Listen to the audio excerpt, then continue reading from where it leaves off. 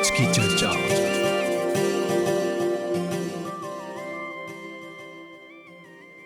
आज का हमारा जो विषय है वो है वर्ल्ड फिलॉसफी डे, जो इस महीने की 20 तारीख को मनाया जाएगा। वर्ल्ड फिलॉसफी डे यानी कि विश्व दर्शन दिवस। और फिलॉसफी की बात करें तो हमारे जीवन के हर पहलू में फिलॉसफी किसी न किसी तरीके से जुड़ी हुई है। हमारी सोच पर निर्भर करती है, हमारी जीवन शैली पर निर्भर करती है, हमारे हर कर्म पर निर्भर करती है। और आज के इस विषय पर ज़्यादा जानकारी देने के लिए हमारे बीच जो है मिस रजनी गोपुल जी जुड़ी हुई है। वो MGSS में एजुकेटर है और साथ ही ओपन यूनिवर्सिटी में पार्ट टाइम लेक्चरर है और मेडिटेशन और योग से भी जुड़ी हुई है। हमारे युवाओं के साथ बहुत काम करती है और पहले भी हमारे साथ कई कार्यक्रमों में जुड़ चुकी है। तो रजनी जी, आपका बहुत बहुत हम स्वागत करते हैं आज के इस प्रोग्राम में। नमस्कार। नमस्कार Sumita ji, thank you for inviting me. और जो भी हमें सुन रहे हैं, देख रहे हैं, मुझे आशा है कि उनका दिन बहुत अच्छे से शुरू हुआ और शायद हमारे प्रोग्राम के अंत तक उनका दिन और ज़्यादा से बड़ा हो जाए और अच्छे से बीत जाए। बिल्कुल बिल्कुल। और चलिए, आज का जो प्रोग्राम है वर्ल्ड फिलॉसफी डे पर है। सो रजनी जी, हम आपसे जानना चाहेंगे फिलॉसफी डे क्या होता है, इसको मनाने की शुरुआत कब से हुई थी और इसको मनाने का उद्देश्य क्या है? ओके, यूनेस्को ने ये दिन फिलोसफी को डिक्री किया है 3rd of November, Thursday of each November. Okay. और वो 2002 से ये दिन हम वर्ल्ड फिलोसफी डे मना रहे हैं, सेलिब्रेट कर रहे हैं ना। तो वर्ल्ड फिलोसफी डे क्योंकि फिलोसफी क्या होता है? It's the appreciation of wisdom, the study of wisdom. तो जब आप सोचो कि विजडम कहाँ से शुरू हुआ, हर चीज़ में होता है। अभी हम 2025 में जो भी ज्ञान है, जो भी नॉलेज है, वो सब फिलोसफी में से ही शुरू होता है जी, तो उसको महत्व देना चाहिए। बिल्कुल। और जो भी हमारे यंगस्टर्स हैं, उनको शायद पता भी नहीं होगा कि हम पहले कैसे सोचते थे, सोच क्या होती है, कहाँ से शुरू होती है। जो भी टॉपिक्स है, जैसे हैप्पीनेस क्या है, लाइफ क्या है, रियलिटी क्या है, वो सब कभी उनको टाइम नहीं मिलता है ना ये सब सोचने का। बिल्कुल। आजकल के हमारे युवाओं की बात करें, खासकर हमारे इस प्रोग्राम को हमने युवाओं के साथ भी काफ़ी जोड़ा है। पहले तो हम दर्शन दिवस पर थोड़ी सी चर्चा करेंगे और फिर देखेंगे कि किस तरह से इस टॉपिक को युवाओं के जीवन से जोड़ सकते हैं। और दर्शन की बात करें तो इसका उद्देश्य यही होता है कि ये सीधा असर हमारी सोच पर करता है, हमारे विचार पर करता है, हमारे ज्ञान पर करता है और जीवन में हमारा जो लक्ष्य है उसको हम किस तरह से जीवन दर्शन के हिसाब से प्राप्त कर पाते हैं, है ना। क्योंकि लक्ष्य को प्राप्त करने के कई तरीके होते हैं। कुछ लोग अच्छाई और सच्चाई के राह पर बने रहकर अपने लक्ष्य को प्राप्त करते हैं और कुछ लोग लक्ष्य को जल्दी प्राप्त करने की इच्छा में गलत राह भी पकड़ लेते हैं ना। और यहीं पर जीवन दर्शन काम आता है, जो हमें अच्छाई और बुराई के बीच में फ़र्क करना सिखाता है। वो तो है।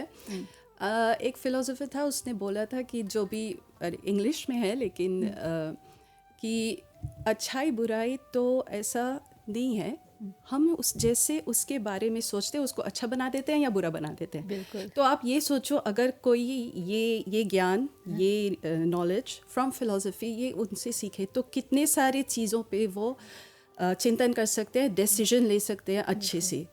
तो जितना हम फिलोसफी पढ़ सकते हैं, जितने भी तरह की फ़िलोसफी हैं,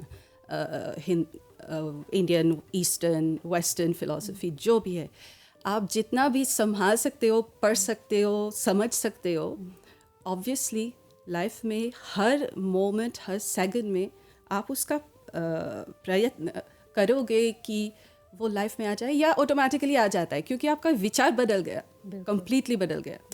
और कहीं ना कहीं ज़रूरी होता है, जैसे आपने कहा ना, एक फिलोसोफर ने कहा कि अच्छा बुरा दोनों है लेकिन आप अच्छा देखें। यानी कि ये निर्भर हम पर करता है ना, कि हम अपने दृष्टिकोण को किस तरह से रखते हैं, हम अपने माइंडसेट को कैसे रखते हैं, हम अपनी सोच को कैसे रखते हैं।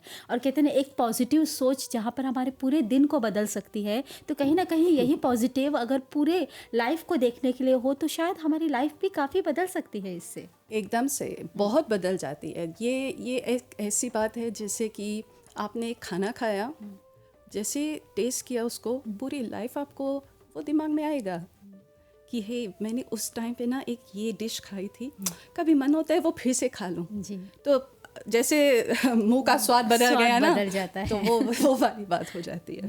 हाँ बिल्कुल, और कहीं ना कहीं यही सारी चीज़ें जो है हमें जीवन में सही गलत इन सब चीज़ों का चयन करने में मदद भी करती है। तो चलिए आज के विषय की यदि हम अब बात करें तो अपने आप में हर एक व्यक्ति के जीवन में ये फिलॉसफी बहुत ही मायने रखती है। और हम शुरुआत करते हैं कि दर्शन शास्त्र की यदि हम बात करें तो किस तरह से हमारे जो है जीवन को एक नई दिशा, एक नया दृष्टिकोण प्रदान करता है। ओके, अभी अगर आप जितने सारे फिलॉसफी हम लोगों ने प्रोग्रेस के साथ डेवलप किया, एंशिएंट ग्रीस का भी ले लो, फिर बाद में जो भी वेस्टर्न थॉट है, ईस्टर्न थॉट है, वैदिक थॉट है, उन सब में कॉमन तो वही होता है कि टॉपिक्स आर सिमिलर, कि हम पैदा क्यों हुए। तो जब उस एक ही एग्जांपल ले रही हूँ, तो जब आप सबके वर्शंस देखोगे और उस पर थोड़ा चिंतन करोगे, तो कभी कभी क्या होता है, हम बदल जाते हैं, हाँ, लेकिन हम में एक फ्लेक्सिबिलिटी आ जाती है कि नहीं, ये अगर इस किताब में लिखा है या इस सोच में आया है, इसका मतलब ये नहीं है कि ये 100% सही है, क्योंकि वो ऑप्शन भी है, वो ऑप्शन भी है, वो ऑप्शन भी है। अभी पहले ज़माने में देखो, कुछ लोग ऐसे थे कि हाँ, हम तो सिर्फ पैदा हुए हैं ताकि हमें जो पाप किए हैं वो ही भुगतना है, पूरी लाइफ सफरिंग ही है, यही ऐसे ही है, धारणा हाँ। थी। तो आप इमेजिन करो पूरी लाइफ अगर आप इतने सैड, इतने उसमें रहोगे, तो अपने दुख से कभी नहीं निकल पाओगे। हाँ, और कुछ तो ऐसा भी, कभी कभी ऐसा भी हो जाता है ना कि वो जो भी सुसाइडल थॉट है, डिप्रेशन थॉट है, वो भी आ जाता है कि हाँ, अगर मैं पैदा हुई हूँ सिर्फ यही करने को, तो मुझे नहीं चाहिए ये लाइफ, यू नो। तो क्या होता है, अगर आप दूसरे और भी सोच विचार को सीखोगे, समझोगे, तो कभी कभी वो होप भी देता है कि नहीं, कुछ लोग तो ऐसे बोलते हैं कि हम ना यहाँ पे सिर्फ सीखने आए हैं, ये एक गेम की तरह है, हम सीख रहे हैं। और कभी हो जाता है कि यू नो वीडियो गेम में होता है ना, वो कैरेक्टर मर जाता है, फिर से आ जाता है। तो आपका जो भी पर्सपेक्टिव है लाइफ के प्रति, हैप्पीनेस के प्रति, health, body, mind, relations, marriage, उस सब में, और ऑब्वियसली द बिगेस्ट टॉपिक जो मृत्यु होती है, तो आप उसको ज़्यादा फ्लेक्सिबली ले सकते हो कि हाँ, शायद ये है तो ठीक है। और दूसरी बात वो भी है कि हमको ना शायद इनके आंसर्स कभी नहीं मिलेंगे। ऑब्वियसली लाइफ में बहुत सारी ऐसी चीज़ें होती हैं जिनके जवाब हमें कभी नहीं मिलते हैं, हमको ऑप्शंस मिल जाते हैं। हाँ, कभी कुछ ऐसे फिलोसफर्स हैं जो पास्ट लाइफ या कर्म में बिलीव नहीं रखते हैं, लेकिन बाद में एक रिसर्च आ जाता है या ऐसा हो जाता है कि हाँ, ये सब एग्जिस्ट है।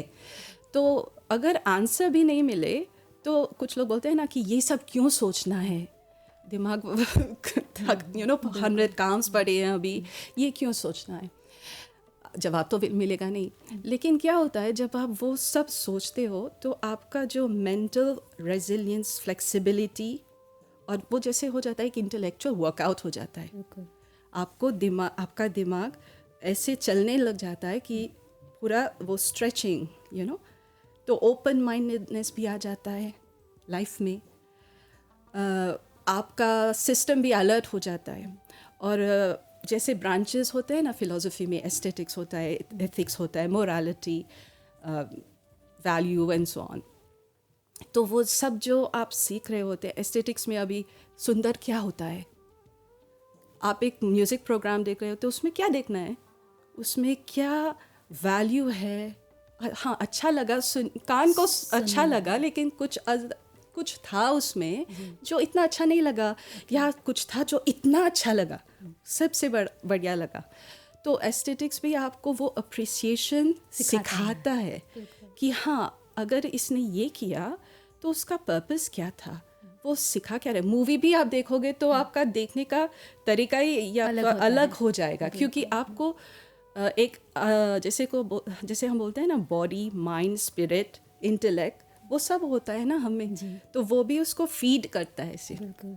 चलिए दर्शन की बात करें तो आपने कहा कि हर एक व्यक्ति का अपना नज़रिया होता है और उसका जीवन का दर्शन फिर उसी तरह से उसके लिए कार्य करता है। अगर जीवन दर्शन ही पर रहे और बात करें कि वो हमारी क्रिटिकल थिंकिंग को, हमारी जो है सोचने की समझने की क्षमता को किस तरह से प्रभावित करता है। जैसे आपने कहा पहले के समय में लोग ज़्यादातर यही सोचते थे कि इस बार जन्म हुआ है तो कर्मों के आधारित पर ना हमारा जन्म हुआ है, जैसे आपने कहा, और अपने कर्मों को भुगत रहे हैं। मतलब कि लाइफ को उस तरह से चेंज करने का प्रयास नहीं करते, जो भी उन्हें मिल रहा है उसी में जी रहे हैं। लेकिन अभी समय के साथ लोग काफ़ी बदल गए हैं।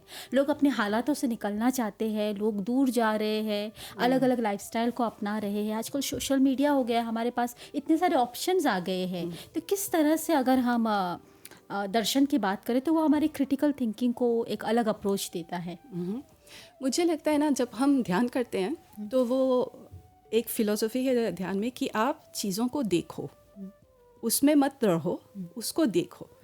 तो जब फ़िलॉसफी की बात आती है तो आपको देखने में आसानी होती है, एक डिटैचमेंट आ जाता है ऑटोमेटिकली, क्योंकि आप उस चीज़ को ऐसे नहीं ग्रहण कर रहे हो, उसके बारे में पहले सोच रहे हो फिर ग्रहण कर रहे हो। यानी कि जैसे आपको दिखाया जा रहा है आप उसे वैसे नहीं देख रहे हो, आप अपनी सोच, अपनी समझ और अपनी जो है क्षमता के हिसाब से उसे इवैल्यूएट कर रहे हो। और जब आप फ़िलॉसफी स्टडी करते हो तो वो जैसे होता है, उसमें थोड़ा टेक्निकल हो जाएगा, लेकिन जैसे होते हैं डिडक्टिव आर्ग्यूमेंट्स, इंडक्टिव आर्ग्यूमेंट्स, वो अलग अलग होते हैं। या ये तो सर्कुलर रीजनिंग है, तो आपको समझ में आएगा कि हाँ ये ऐसा बोल रहा है, तो उसमें कितना सेंस, लॉजिक, और कितना आप उसको यू कैन बिलीव इट और नॉट बिलीव इट, या वो आपको बातों में उलझा रहे। बिल्कुल। तो आर्ग्यूमेंटेशन आपको समझ में आ जाएगा। जब लोग आपसे बात कर रहे हैं, अगर आपको उल्लू बना रहे हैं तो वो भी आपको समझ में आ जाएगा। तो कभी कभी ऐसे होता है ना, वो गुरु लोग जैसे कुछ मास्टर्स होते हैं, वो समझ जाते हैं कि आप किस रीजनिंग पे जा रहे हो, क्योंकि वो आप उस क्रिटिकल थिंकिंग की वजह से थोड़ा बाहर निकल गई। समाज के जो भी चीज़ें हैं, जैसे आप सोशल मीडिया में बोल रहे हो, अभी हम इंफॉर्मेशन एज में है, इतने सारे इंफॉर्मेशन है। हमारे जो यंगस्टर्स हैं वो तो बहुत जैसे बोलते हैं ना, ओवरवेल्म हो जाते हैं कि कहाँ से शुरू करें, किस में यकीन करें, ये भी है वो भी है, तो फिर फाइनली क्या डिसीजन ले, क्या करना चाहिए, ये सही है या गलत है। तो कभी कभी आप उसको बोल सकते हो कि देखो, अगर if you studying philosophy you will know this person is just using this but the argument is weak. एक फेनोमेन आया था एंड्रू टेट का, जहाँ पे हमारे यंगस्टर्स बॉयज़ जो थे ना, स्पेशली अब्रॉड, वो उसको बहुत फॉलो करते थे, और वो ना बहुत सी ऐसी चीज़ें बोलता था जो समाज के लिए अभी डेंजरस है। तो ऑनलाइन उनको बैन किया गया था, लेकिन obviously damage was done to a generation. तभी जब यंगस्टर्स बात करते हैं कि मिस आपने वो देखा है, आप क्या सोचती हो उसके बारे में, and then you start saying कि देखो ये सेंटेंस बोल रहा है, तो उसका स्टाइल ये है, लेकिन he is using this technique, लेकिन look at the actual argument, उसमें लॉजिक है या नहीं है। तब उनका दिमाग खुलता है कि हाँ, मैंने ये क्यों नहीं देखा पहले, समझ में क्यों नहीं आया, क्योंकि हमारा बेस, अभी हम नॉलेज दे रहे हैं, विजडम नहीं दे रहे हैं, यू नो, सिस्टम में it's very factual knowledge sometimes. Wisdom कभी कभी आप बच्चों को गाइड करते समय दे देते हो, और ये विजडम तो टाइम के साथ आता है, there is a lot of experience जो इसमें जाता है। लेकिन अगर आप सोच लो, जो भी सारे फिलोसफर्स थे, आप उसको स्टडी करो तो आपका विजडम तो आ जाएगा। बिल्कुल।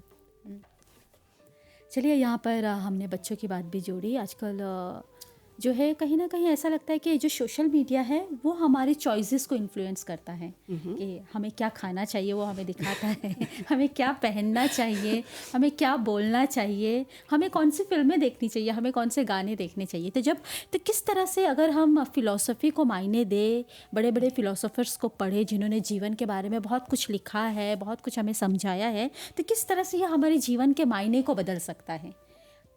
जब आप इस तरह से सोचोगे ना, जब जैसे कि हम बोलते हैं ना, वो फिलॉसफी को ग्रहण किया है जी।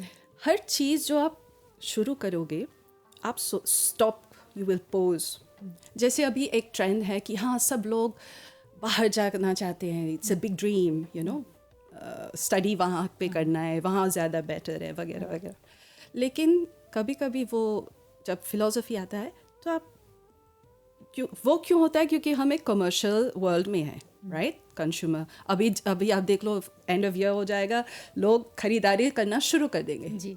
लेकिन कभी कभी हम भूल जाते हैं कि अरे मुझे ये चाहिए ये मेरे काम का है या सिर्फ क्योंकि मैंने एक वीडियो में देखा था इसलिए मुझे ये चाहिए?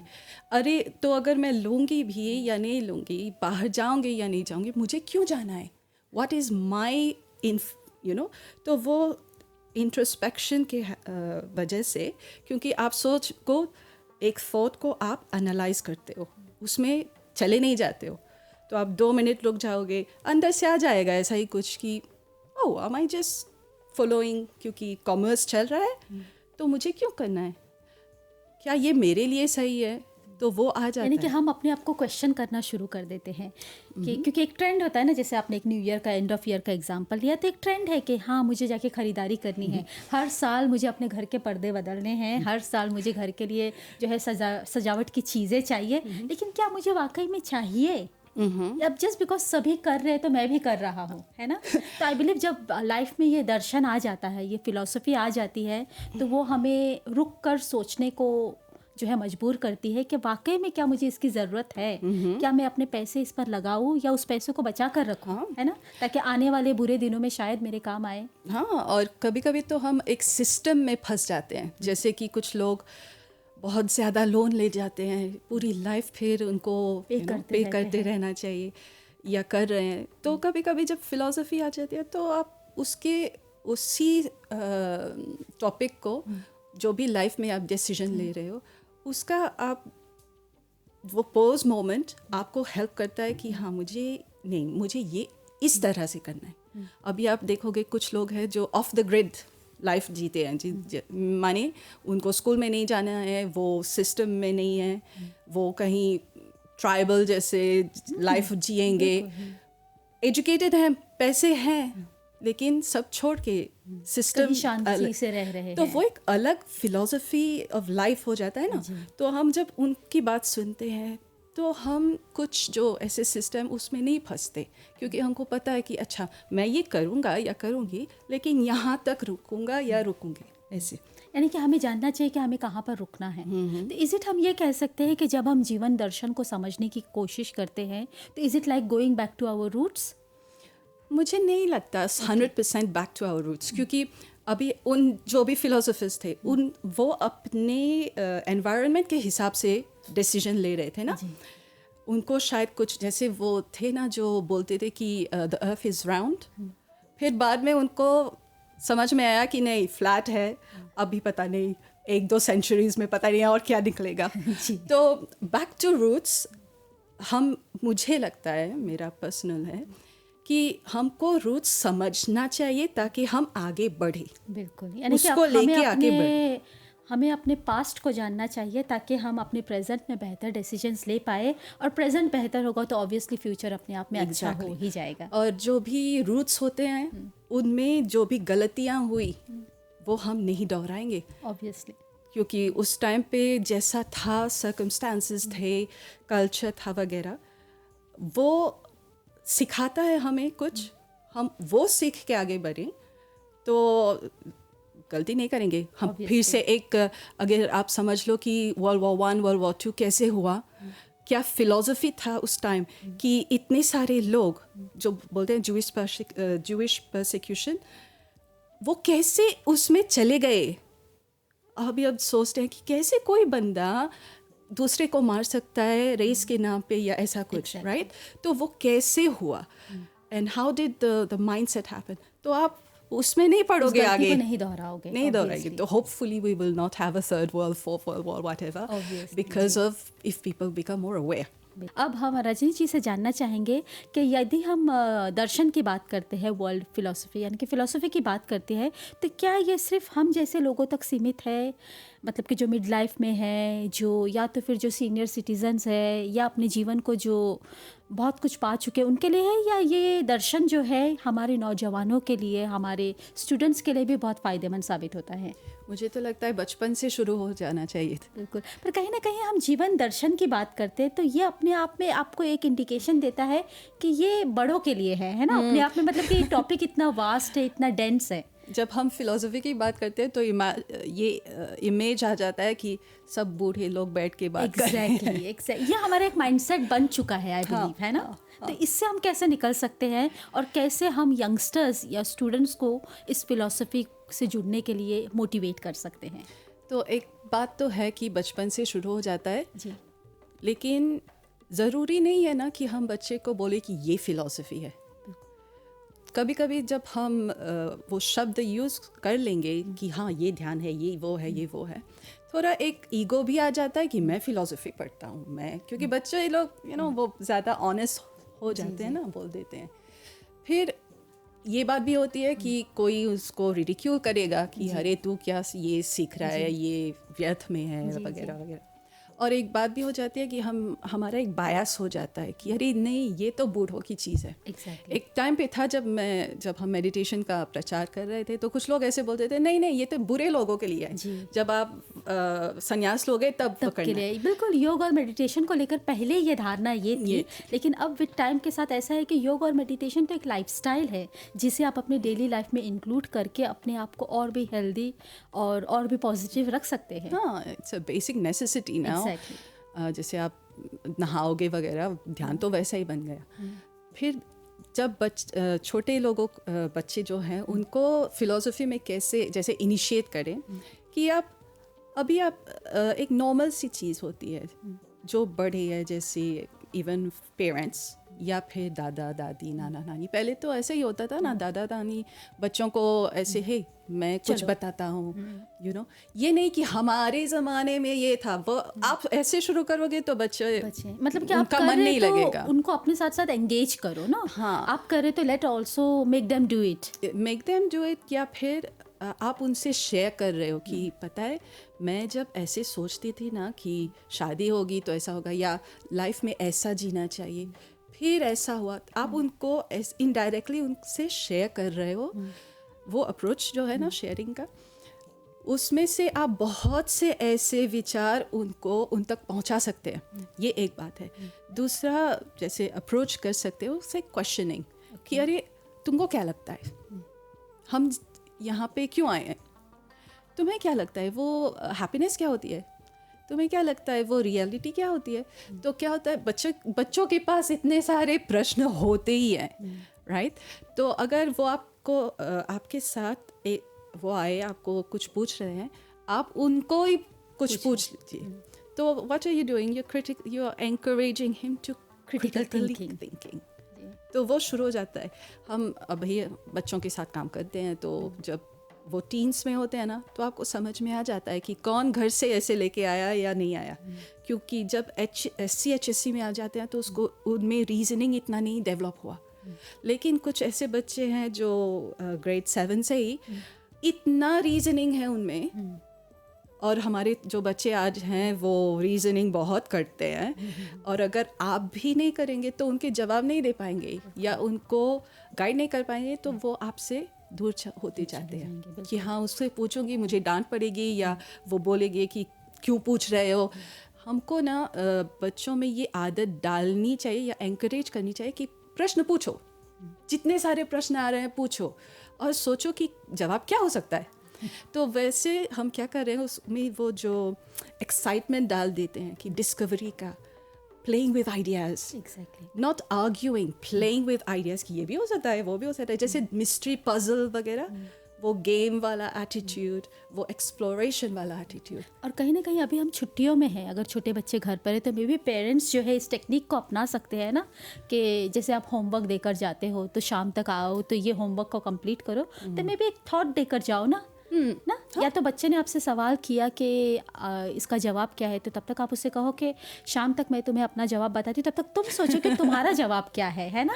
ऐसे फिर ऐसे एक तरीका हो जाएगा कि बच्चा भी सोचेगा अपनी ओर से, और अगर दोनों के जो जवाब है अलग है तो they will have a positive argument तो नहीं कह सकते, एक ऐसी सोच जहाँ पर दे कैन डिस्कस के ये ऐसा क्यों है और ये वैसा क्यों है। I believe this is only all about philosophy, यही तो है और philosophy. Philosophy is engagement, meaning अगर आप किसी से बात करते हो डिस्कशन उस टॉपिक पे, तब आपका दिमाग ज़्यादा खुलता है, क्योंकि अकेले में आप कर सकते हो वो इंट्रोस्पेक्शन, चिंतन वगैरह हो जाएगा, रिफ्लेक्शन हो जाएगा। कुछ लोग जर्नलिंग भी करते हैं, राइट। तभी तो वो जो ऐसे पहले करते थे ना निर्बंध, कि जैसे एक टॉपिक पे वो रिफ्लेक्टिव राइटिंग बोलते हैं उसको, तो वो राइट करते करते करते उसको ऐसे आ जाता है कि हाँ मैंने तो ये नहीं सोचा, मैं म्यूज़िक क्यों सीख रही हूँ, मुझे ये फिल्म अच्छा क्यों लगता है। जैसे वो उसमें फिर सोचने लगते हैं। राइटिंग या बात करते करते किसी फ्रेंड के साथ भी कि हाँ तुम लोग मुझे एक बात बताओ कि तुम लोग ना जो जनरेशन हो इनके बारे में क्या सोचते हो, what about your friends, what do they think, मुझे बाद में बता देना। तो क्या हुआ उसके वजह से they started asking questions to their friends, और आपको भी समझ में आ जाएगा कि उनका जो यूनिवर्स है वो कैसा है और वो अभी कैसे सोचते हैं, और उसकी वजह से ये जो आपका बच्चा है वो दूसरों के साथ भी ये सीखेगा। और एक तो बात है, जो भी है उसके फ्रेंड्स वो भी अपने घर पे जाके पूछेंगे, और ये कहीं ना कहीं इनडायरेक्टली आपके बीच में जो कम्युनिकेशन गैप आ जाता है उसे भी पूरा करता है ना। आजकल माता पिता और बच्चों के बीच में सबसे बड़ी प्रॉब्लम क्या है कि वो एक दूसरे से कम्युनिकेट ही नहीं करते हैं। तो आई बिलीव ये क्रिटिकल थिंकिंग, ये एक दूसरे को क्वेश्चन करना और एक्सपेक्ट करना कि वो जवाब दे, तो ये कम्युनिकेशन गैप को पूरा करता है। चलिए हम दोनों लेडीज़ यहाँ बैठे, और बहुत सारे लेडीज़ जो है, हमें महिलाएँ जो है हमारे रेडियो पर इस समय जुड़ती है, जो खासकर महिलाएँ घर पर रहती है और अपने आप में बहुत बड़ी जिम्मेदारियाँ निभाती है। तो क्या मिड लाइफ क्राइसिस की यदि हम बात करें जिसमें अभी हम हैं, तो क्या ये क्रिटिकल थिंकिंग, क्या ये जीवन दर्शन हमें मिड लाइफ क्राइसिस में भी हेल्प करता है? मुझे लगता है करेगा। किस तरह से, कुछ एग्जांपल्स है या कोई टिप्स है जिससे हम अपने आप को इससे निकाल सकते हैं? क्राइसिस क्यों होता है? क्योंकि हम एक सिचुएशन में हैं जो हमें अच्छा नहीं लग रहा है, ओके, राइट।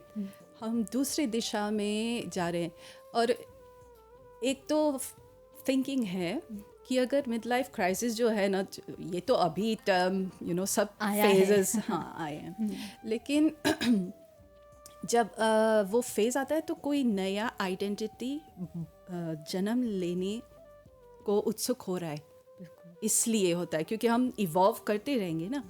तो जब आप फिलोसफिकली देखोगे उसको या समझोगे, स्टडी करोगे, तो आपको समझ में आएगा कि अरे ये मैं ऐसा सोच रही हूँ, रियल है। फिजिकली जो भी सिम्टम्स होते हैं, जो भी चेंजेस होते हैं, वो कैसे एक्सेप्ट करेंगे, उसमें ज़्यादा आपको इमोशनली भी इंटेलेक्चुअली भी ध्यान आएगा कि नहीं ये फिजिकल पार्ट है, you can't deny it, you have to accept it. जैसे कि महिलाओं की बात करें, मुझे लगता है ये चीज़ बहुत इम्पोर्टेंट है। बहुत से ऐसे महिलाएं हैं ना जो अपनी बेटियों को ये सिखाते हैं कि जो भी उनके जो मंथली वगैरह होते हैं वो पनिशमेंट है, क्या करेंगे, एक नेगेटिव एटीट्यूड बना देते हैं। या एक और हैबिट होता है ना कि आप मंथली में हो नहीं हो, काम तो करना है, पागलों की तरह काम करेंगे या मेडिसिन लेके काम करेंगे, और उसका प्रॉब्लम क्या हो जाता है, उस मेडिसिन की वजह से अदर कॉम्प्लिकेशंस होते हैं। लेकिन आप अफ्रीकन सोसाइटी, जो पहले मैट्रियार्कल सोसाइटी होते थे ना, वो उस दिन वुमेन को, जैसे हम बोलते हैं ना स्पा वगैरह करते हैं अभी, उस टाइम पे वो होता था। ये नहीं था कि वो अशुद्ध है या ऐसा कुछ, ये होता था कि celebrate your femininity, that moment is a pose moment. यानी कि जैसे आपने कहा, अपने आप को एक्सेप्ट करना, नॉट जस्ट एक्सेप्ट, सेलिब्रेट कि हाँ अभी मेरा कुछ एक पूरे मंथ का जो कुछ एनर्जीज वगैरह मैंने संभाला है, जो आप रिलीजिंग। और कहीं ना कहीं आपने एक बात की, एक नई आइडेंटिटी की, यानी कि अभी हम एक ऐसे फेज में हैं, शायद हमने इतने सालों में जो कुछ सीखा है, अब उससे हम कुछ नया बनने की कोशिश कर रहे हैं। तो अपने उस ख्वाहिश को, अपने उस डिज़ायर को हमें दबाना नहीं चाहिए, बल्कि एक ऐसे सर्कल में जाना चाहिए जहाँ पर लोग इसे अप्रिशिएट करें, है ना। देखिए यही वक्त होता है जहाँ पर औरतें निकलती है, क्योंकि बच्चे अब थोड़े बड़े हो गए हैं, घर की जिम्मेदारी अब वैसी नहीं है जहाँ पर बच्चे छोटे होते तो आपको 24 घंटे उनको देना पड़ता था। यानी कि यहाँ पर दिन में आपके पास समय है, आप निकल कर कोई हॉबी क्लास जा सकते हैं, है ना। आपने सिंगिंग ज्वाइन कर लिया, आपने म्यूज़िक ज्वाइन कर लिया, या फिर आप किसी ग्रुप में चले गए जहाँ पर एक बैठकर बस किसी बात पर आप चर्चा कर रहे हैं, आप कॉफ़ी पीने चले गए, थोड़ा सा निकल दिए, तो वो आपको एक सोचने का समय देता है कि मैं कहाँ थी, मैं कहाँ हूँ और शायद मैं आगे और क्या कर सकती हूँ, क्या करना चाहती हूँ भी, क्योंकि वो मैच्योरिटी अलग होगी। एक लेक्चर था वेरी फेमस वन, कि उन्होंने बोला था कि हाँ, life actually starts at 40, the rest is research. तो आप जो कुछ भी कर रहे हो 40 इयर्स में, वो तो सिर्फ रिसर्च था कि मुझे ये ये चलता है, ये हर एक ऐसा एक्सपेरिमेंट कर लिया है और अब आया है आपके डिसीजन का टाइम कि आप देखो कि आप कहाँ जाना चाहते हो, किस दिशा में।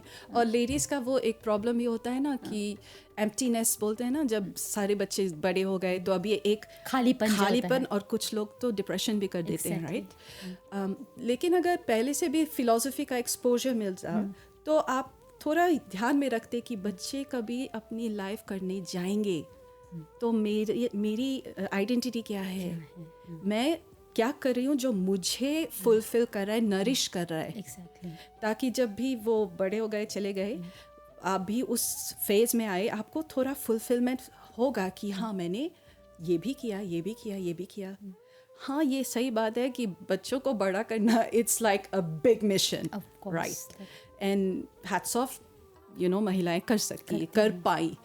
फिर भी साइड में कुछ है या कुछ पैशन वगैरह, कुछ पैशन प्रोग्राम जो मतलब कि अपनी सारी इच्छाओं को मार कर जो है यहाँ तक पहुँची है। अब समय आया है कि आप अपने आप को वैल्यू करें, है ना।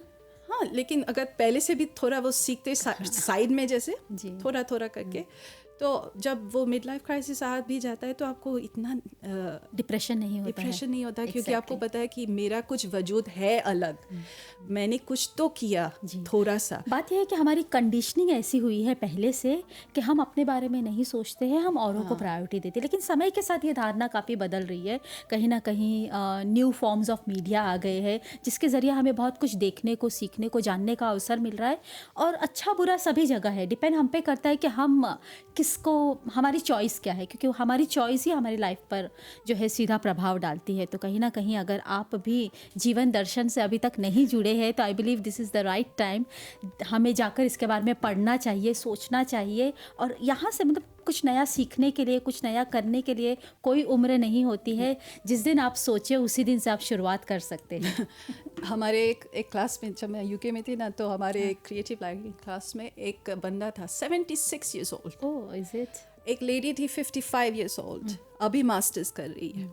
सो I mean there is no age to learn in any case. लेकिन मैं मॉरिशस के जो लेडीज़ या जो भी सुन रहे हैं, हमको एक चीज़ ध्यान में रखनी ही चाहिए कि Mauritius is a jackpot country, I am telling you. क्योंकि हमारे यहाँ जो इतने सारे कल्चर्स हैं, हम उन सब से इतना सीख सकते हैं। तो अगर हम सिर्फ एक फ़िलॉसफी पे अटकेंगे तो वो तो हमारे लिए ही प्रॉब्लम करेगा। मॉरिशस के जो यंगस्टर्स हैं, ऑनलाइन मीडिया वगैरह की वजह से they are expose to multiple types of philosophies. ये नहीं कि सिर्फ हिंदू फिलोसफी, वैदिक फिलोसफी और उसमें ही रहना है। इनफैक्ट यहाँ के यूनिवर्सिटी में आई बिलीव ऐसे सारे कोर्स भी है जो इंटरफेथ पर है, जहाँ पर आप जाकर अन्य जो है कल्चर्स के बारे में जान सकते हैं, सीख सकते हैं। मुझे भी कहीं ना कहीं ऐसे कोर्स से एक इनडायरेक्टली जुड़ने का मौका मिला, जहाँ पर जो लोग ऑलरेडी रिटायर्ड हो चुके हैं या मिड लाइफ में है, जाकर ऐसे कोर्सेज को सीख रहे हैं और अलग कल्चर्स के बारे में जान रहे हैं। अभी इतने सारे यंगस्टर्स भी हैं जो वीडियो बनाते रहते हैं अबाउट फिलोसफी, राइट, ऑनलाइन। तो आप उनसे भी और वो एग्जांपल्स जो भी लेते हैं वो मॉडर्न एग्जांपल्स लेते हैं कि कैसे, जैसे जिस इस फिल्म में है, या लाइफ के जैसे आप डिसीजन ले रहे हो कि कहाँ बाहर पढ़ना है वगैरह।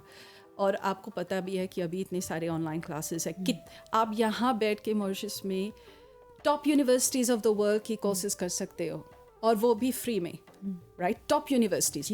मैं ये बात है कि बहुत से ऐसे लोग भी हैं जो थोड़ा पढ़ते हैं और वीडियोस बना देते हैं, तो वो फेक न्यूज़ वगैरह, वो सब ट्रेंड जो भी होता है। लेकिन अभी हम इस जैकपॉट कंट्री में we can study from any top ones. आप क्रेडेंशियल्स चेक कर सकते हो कि हाँ, वो कौन सिखाएगा, वो उसके पास्ट क्या है, उसने कहाँ कहाँ सीखा और क्या क्या किया उसने, तो आप उससे भी सीख सकते हो, इंस्पायर्ड हो जाओगे। तो यंगस्टर्स भी तो फिलोसफी पढ़ सकते हैं। और बिसाइड्स यूनिवर्सिटीज़ में MA फिलोसफी वगैरह पहले से ही होता था, अभी तक है ही। तो सब लोगों को चांस लेना चाहिए कि हाँ, मैं वेस्टर्न थॉट का क्या मतलब है, उसमें क्या क्या है। ओके, चाइना की तरह देखेंगे, उसमें जो बुद्धिज़्म है, ताओइज़्म है वगैरह, वो फिलॉसफी क्या है, डीप में जाना चाहिए, डीप में। या ये नहीं कि हाँ मैंने पढ़ लिया तो जान गए। Exactly. अगर आप मतलब कि डीप में जाओगे तो बहुत कहते मजा हैं ना कि आएगा। आधा अधूरा नॉलेज ज़्यादा खतरनाक होता है। वो तो है। सो इसलिए पूरी जानकारी प्राप्त करना और तब जाकर अपने आप को उस सिचुएशन में रखना कि जहाँ पर आप कुछ उस पर बोल पाए, ये बहुत ज़रूरी होता हाँ, है। वो पूरी जानकारी तो अभी इंफॉर्मेशन एज में पता नहीं, हर सेकंड पे कुछ ना कुछ पेपर पब्लिश होता है। लेकिन एटलीस्ट आप एक्सप्लोरेशन माइंडसेट में करोगे कि मुझे सिर्फ जानना है वो क्या है, वो inquisitive, you know, at least you know कि हाँ, अरे ये लोग, oh that one said this and then after him the second philosopher came and he said the complete opposite and then that one said this thing. फिर आप because of the ideas आप अपने आप सोचने लगोगे तो मैं क्या सोचता हूँ, मैं क्या करूँगा, वो रिफ्लेक्शन आ जाता है। एग्जैक्टली, बिल्कुल। चलिए, जीवन दर्शन की बात करें तो कहीं ना कहीं हमें अपने आप को समझने में मदद करती है। वहीं पर हमारे जीवन के जो मोटिव्स है, जो उद्देश्य है, उसको जानने में हमारे जो है हेल्पफुल है, क्योंकि कभी कभार हमें नहीं पता कि हमें लाइफ में किस डायरेक्शन में जाना है। जब जीवन दर्शन को समझने की कोशिश करते हैं, बड़े बड़े फिलोसोफर्स को पढ़ते हैं, अपने आसपास लोगों से हम इंस्पायर होते हैं, तब हमें पता चलता है कि हमें क्या करना है। नहीं तो आजकल के टाइम में ऐसा होता है कि हम एक दूसरे को देखकर कॉपी बहुत करते हैं और इसमें हम अपनी इंडिविजुअलिटी को खो देते हैं। वहीं कहीं ना कहीं भगवान ने सबको बनाया और सब में कुछ ना कुछ खूबी अवश्य डाली है। कभी कभार हम अपने आप को डिमोटिवेट करते हैं या डिस्करेज करते हैं, ये सोच के कि हमारे अंदर कुछ नहीं है, पर ऐसा नहीं है, बस हमें खोजने की ज़रूरत है। और प्रोग्राम का जो हमारा टाइम है ये भी 53 ऑलरेडी हो गया है, सवेरे के 9 बजकर। तो जाने के पहले क्या मैसेज, क्या संदेश आप देना चाहेंगे अगर हम जीवन दर्शन की बात करें तो? जैसे मैंने पहले बोला कि एक्सप्लोर करो जितना भी, जैसे बोल सकते हैं हम ना एक पॉट जैसे है, जितना हम सीख पाए, जहाँ से भी मिले थोड़ा तो आगे बढ़ेगा वो पॉट। धीरे धीरे धीरे जैसे पानी भरता है उसमें, तो वो फिलॉसफी अगर कंपलसरी कर पाते थे स्कूल में तो बहुत अच्छा हो जाता था। अभी तो सिर्फ ग्रैंड पेरेंट्स है, उनके जो अनुभव है, पेरेंट्स है, और ऑनलाइन जितनी सारी इन्फॉर्मेशन है, तो रुकना नहीं है। You will keep exploring, keep getting excited by the ideas. और एक बात तो है, जब फिलॉसफी पढ़ते हैं ना तो आपको इतने सारे प्रॉब्लम नहीं मिलेंगे लोगों के साथ, क्योंकि आप में आ जाएगा द आर्ट ऑफ आर्ग्यूमेंटेशन। जैसे कि आप किसी से शेयर कर रहे हो, वो पर्सनली ले लोगे, और आप अगर सीखोगे भी तो आपको पता होगा ये आइडिया ये है, लेकिन इंसान गलत नहीं है। एग्जैक्टली। मैं उस पर क्यों ऐसे गलत बात बोलूँगा या बोलूँगी ऐसे। At least I am looking at what the person is saying. वो अच्छा लगे ना लगे, पर्सनली नहीं जाओगे उस। तो उसमें से ना बहुत से रिलेशनशिप के जो प्रॉब्लम्स हैं वो भी बहुत कम हो जाते हैं, बहुत ज़्यादा कम हो जाते हैं। पहले के जनरेशन में जो नानी दादी होते थे वो कभी कभी बहुत हाई किताबें पढ़ते थे प्रॉपरली। बहुत से ऐसे लोग हैं जो वेदा खुद नहीं खोल के पढ़ते हैं, वो जब कोई आता है उनको एक्सप्लेन करता है, अच्छा, कथा वगैरह जाकर सुनते हैं। हाँ। तो वो क्या होता है, वो तो इंटरप्रिटेशन होता है। एग्जैक्टली, और वो इंटरप्रिटेशन उस व्यक्ति के सोच के हिसाब से है। आप जाके देखो कि उसमें लिखा क्या है और क्या यू अग्री विद इट। यानी कि सुनना भी जरूरी है। आप सत्संग में जा रहे, सुन रहे, लेकिन खुद भी उसको पढ़े और अपने हिसाब से समझने का प्रयास करें, और बाद में डिस्कशन भी करें बिल्कुल। कि हाँ, हम उस सत्संग में गए थे, वो ऐसा ऐसा बोल रहा था, do you agree with that? आपका क्या विचार है, तू क्या सोचता है, तू क्या सोचती है? मतलब कि यहाँ पर आप एक क्रिटिकल थिंकिंग को एक अप्रोच दे रहे हैं, वहीं पर अपने आप अपनी माइंड को भी डेवलप कर रहे हैं अलग अलग चीज़ों के बारे में सोचने के लिए। एक तरह से एक ब्रेन एक्सरसाइज भी हो जाता है ये। हाँ, और वो रिलेशनशिप्स भी क्लोज कर देता है। और अगर आप सिर्फ जैसे दूसरे लोगों की जो अदर कल्चर्स, रेसेस वगैरह है, उनसे सिर्फ एक से नहीं पूछोगे कि हाँ तू दिवाली क्यों कर रहा है, ये क्यों कर रहा है, ये वगैरह नहीं पूछेंगे। 5-6 लोगों के साथ शेयर करेंगे तो आपको समझ में आएगा, अरे wow, their culture is so rich in this and this and this way. And they think this this this, so ये भी वैलिड है बिल्कुल। और ये भी वैलिड है और ये भी वैलिड है, तो life is not fixed, enjoy the exploration. तो चलिए रजनी जी, आप हमारे साथ जुड़ी और फिलॉसफी को लेकर, जीवन दर्शन को लेकर इतनी सारी बातें आपने जोड़ी, आपका बहुत बहुत धन्यवाद। आशा करते हैं कि आने वाले कार्यक्रमों में भी आपसे अवश्य मिलना होगा और बहुत कुछ जानने और सीखने का मौका मिलेगा। Thank you for inviting me, और थैंक यू कि आपने ये प्रोग्राम करने का डिसीजन लिया, ताकि हम सब इस दिन आज लोगों को प्रेरणा दे सके कि वो जाके खुद एक्सप्लोर करे फिलॉसफी। तो आज के लिए बस इतना ही। हमारी आपकी मुलाकात जल्द होगी, तब तक के लिए नमस्कार और शुभ दिन आप सभी को। जिंदगी के अनमोल लम्हे रेडियो मॉरिशस के साथ।